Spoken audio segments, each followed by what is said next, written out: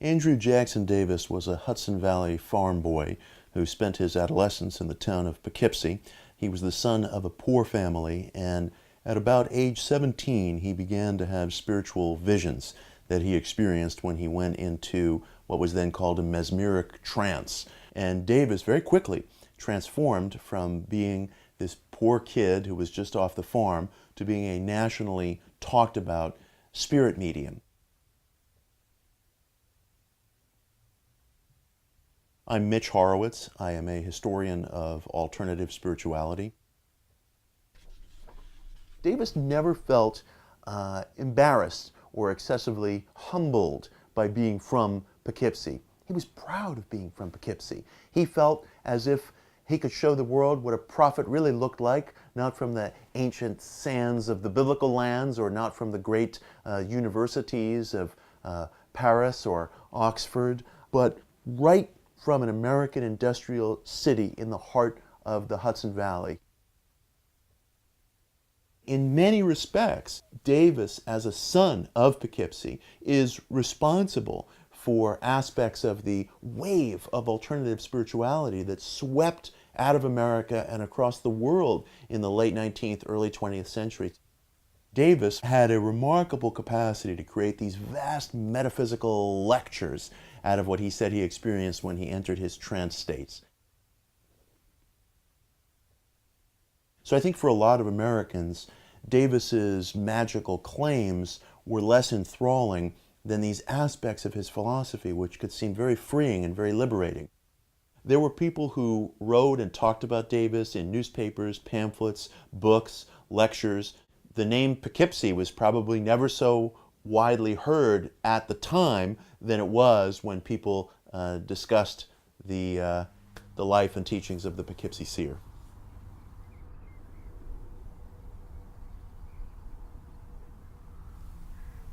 When I'm in Poughkeepsie, I feel it's home.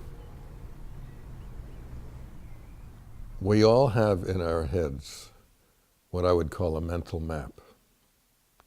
And this mental map has as its core where one is. And if where one is important to creating this mental map, knowing the history of how this place came to be, what its image is to us, becomes a part of who we are in our own identity. I'm Harvey Flad, a professor emeritus of geography at Vassar College.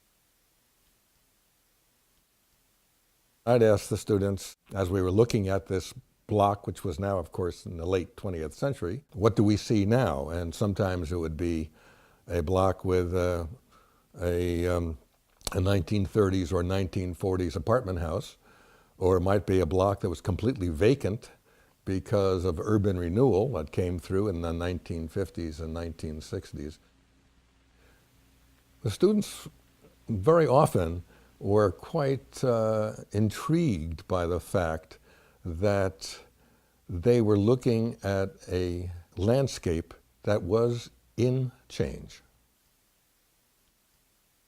And all of a sudden, the idea of change began to spark an interest in the fact that cities are not static. We can use the word, I think, organic. It's an organic system.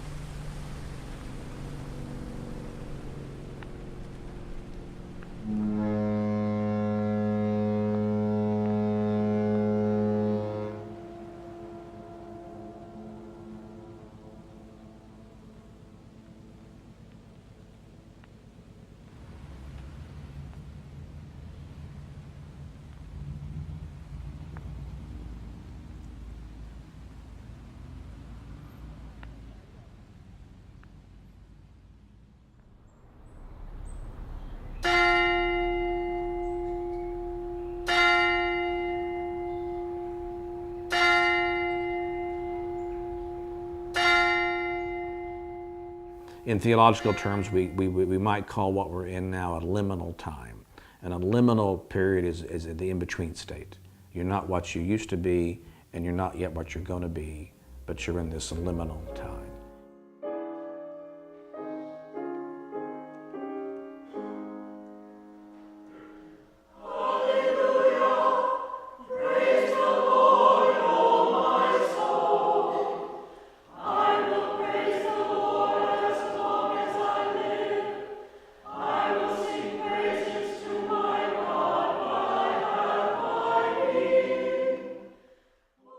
I'm Blake Ryder, the rector at Christ Episcopal Church in Poughkeepsie, New York. It may be right now the Hudson Valley, Poughkeepsie, is in a liminal space. So I can imagine that somebody could walk down Main Street in Poughkeepsie and see the sidewalks and the trees that are barely alive, if they're even there at all, and the hardscape of the buildings. But those things are not permanent. It's the place that is what's important.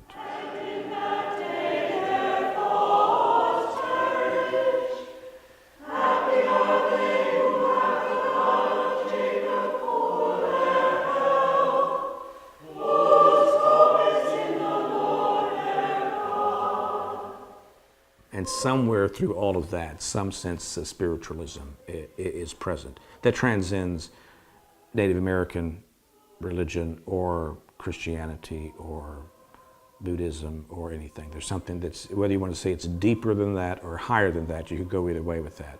But it's more real than any of that.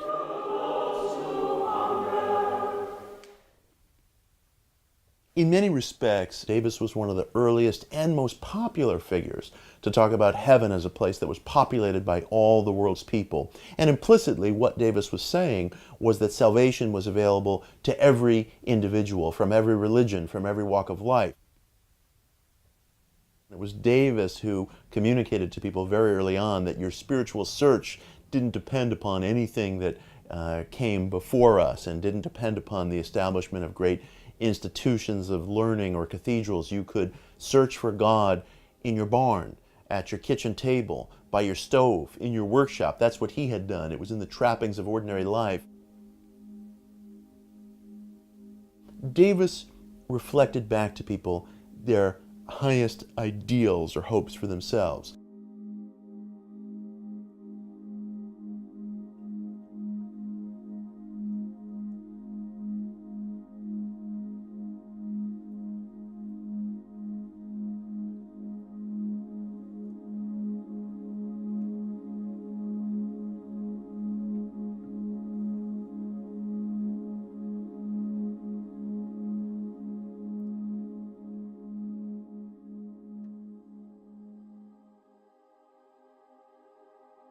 I'm someone who sees the city of Poughkeepsie, sometimes the glass is half full and sometimes the glass is half empty. I do recognize the fact that there are perhaps more individuals who see it half empty than who see it half full.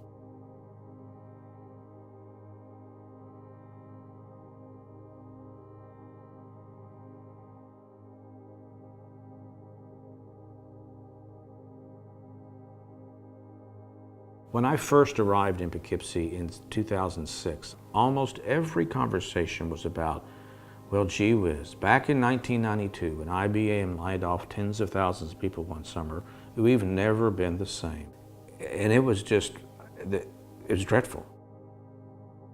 During the heyday of a lot of drugs and crime in the 1970s and 80s, I get off the train and with a suitcase full of things, and off it went into the whole mid-Hudson area. When I would take students out on field trips to parts of the city, and we would get out and walk on certain areas, you would still kick the vials, crack vials, out from under your feet. That doesn't happen anymore, but it was a very difficult time.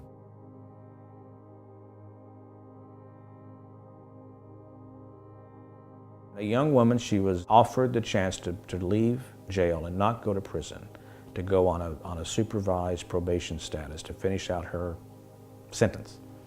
but that there was no housing for women, that there was no program she could go to in a structured way. So the only option she had was to go back to her parents' home. And it was in her parents' home where she began to use drugs, and her parents' home where she began to sell drugs, and her parents' home where she began to have a life of prostitution. And she said, rather than go home, I'd rather stay in prison. The need is just overwhelming to have a safe place for people, particularly women, to transition back out of prison or jail back into civil society.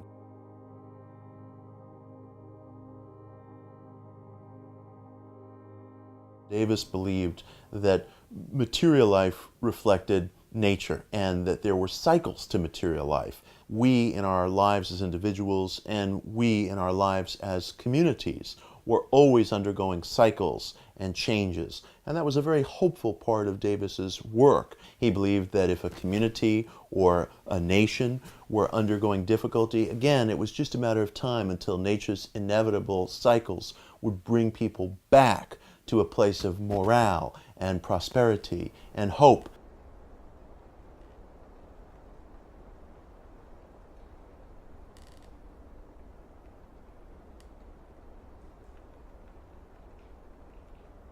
My name is Elizabeth Zelaya. I'm the Director of Organizational and Community Development at Hudson River Housing. Our mission is to improve lives in communities, and we do that by providing affordable housing, providing housing services and education, and revitalizing neighborhoods.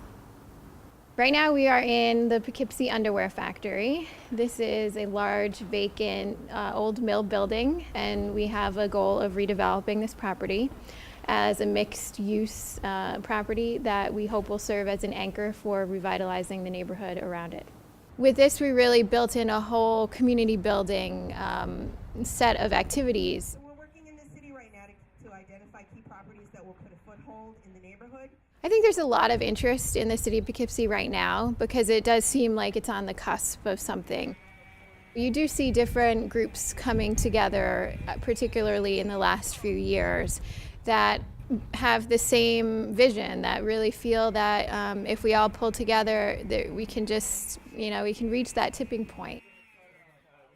It's been a wonderful thing over the last 6 or 7 years. No one ever says, oh gee, wasn't it good back in 1991, just before IBM laid off those tens and tens of thousands of people. Anything we're going to be to change that happens from where we are now, and not thinking back to how good it used to be 13 years ago. There is a rebirth, a revitalization is occurring in those areas that were cleared by urban renewal, such as down at the waterfront. The walkway over the Hudson, which was the abandoned railroad right-of-way across the Hudson River, is now a very famous walking path.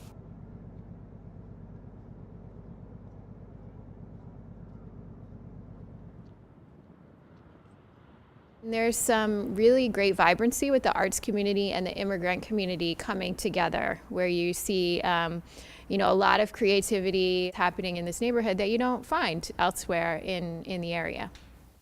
We don't know where our next great voices are coming from, where our next artists and prophets and designers and writers are coming from. No one expected one of the most radical and impactful spiritual voices of the 19th century to be found sitting at a cobbler's bench in the agricultural and industrial town of Poughkeepsie.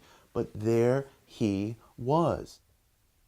More than Davis's philosophy, Americans were enthralled with his persona, his character. He mirrored back to people what they wanted to believe about themselves, which is that they weren't just a butcher or a baker or a farmer. They were a being. If nothing else, Davis is a testament to the fact that we have no idea what will be found in the pages of a person's life or in a town's life. I do believe that the Hudson Valley, and Poughkeepsie specifically, is on a upward track and trend that's just going to make this a better place to live. I do think that's really important to feel like there is a future, and maybe that's something that Poughkeepsie has lacked for a while, is a sense that there are better days ahead.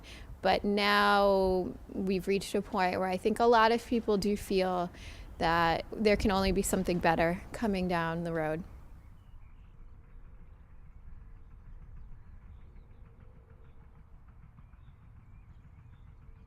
This is a passage from Davis's autobiography, The Magic Staff, his most accessible book, and it captures his view of human potential and human progress.